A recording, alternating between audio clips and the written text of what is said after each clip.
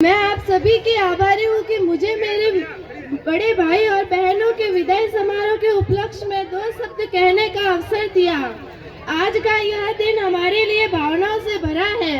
आज हम अपने सीनियर साथियों को विदाई देने के लिए यहाँ एकत्रित हुए हैं। यह पल खुशी और गम दोनों का संगम है। खुशी इस बात की है कि आप अपने जीवन में नए अध्याय की ओर बढ़ रहे हैं और गम इस बात का है कि आपकी कमी हमें हमेशा महसूस होगी।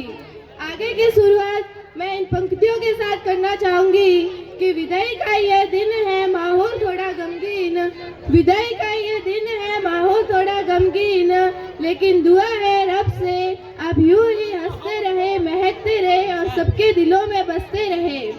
आप सभी ने विद्यालय को न केवल अपने अच्छे व्यवहार और अनुशासन से बल्कि अपनी उपलब्धियों से भी गौरवान्वित किया है। आप सभी की मेहनत, लगन और आत्मविश्वास हम सभी जूनियर्स के लिए प्रेरणा है। हम आशा करते हैं कि आप जहां भी जाएं अपने विद्यालय के संस्कारों को साथ लेकर जाएंगे और अपने जीवन में ऊंचाइयां प्राप्त करेंगे। जीवन में चुनौतियां आएगी, लेकिन हमें पूरा विश्वास है कि आप उन्हें सफलता में बदल देंगे। अभी मैं अपने कुछ सीनियर साथियों की खासियतों को बताना चाहूंगी। सबसे पहले भावना दीदी का ग्रुप जो पूरे स्कूल में छा गया है, भावना दीदी, जिसमें भावना दीदी और जैसी दीदी की जोड़ी तो ऐसे लगती है जैसे कृष्ण और सुदामा की जोड़ी। इनके बाद सैना दीदी और खुशबू दीदी, जिनके पास हर काम के लिए कोई ना कोई बहाने तो तैयार ही रहते हैं। इनके बाद प्रीति दीदी की बात की जाए तो वो कभी तो खुश और कभी पढ़ाई की टेंशन में दिखाई देती है। कुछ भी कहो, लेकिन इनका ग्रुप तो सबसे बेस्ट है। इनके बाद कृष्णा दीदी के बोलने की रफ्तार का तो क्या ही कहना। शिल्पा दीदी और कृष्णा दीदी जो हर वक्त पढ़ाई को लेकर सीरियस ही रहती है।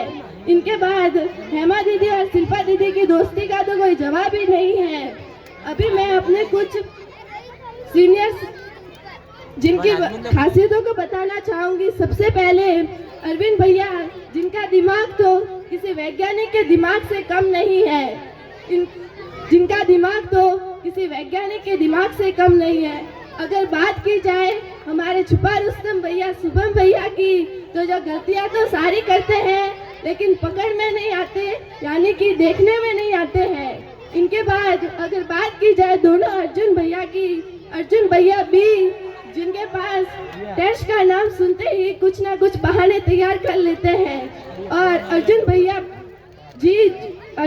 भी जो कभी भी स्कूल में कभी कभार आते हैं और ईद का चांद के नाम से जाने जाते हैं, जो ईद के चांद के नाम से जाने जाते हैं।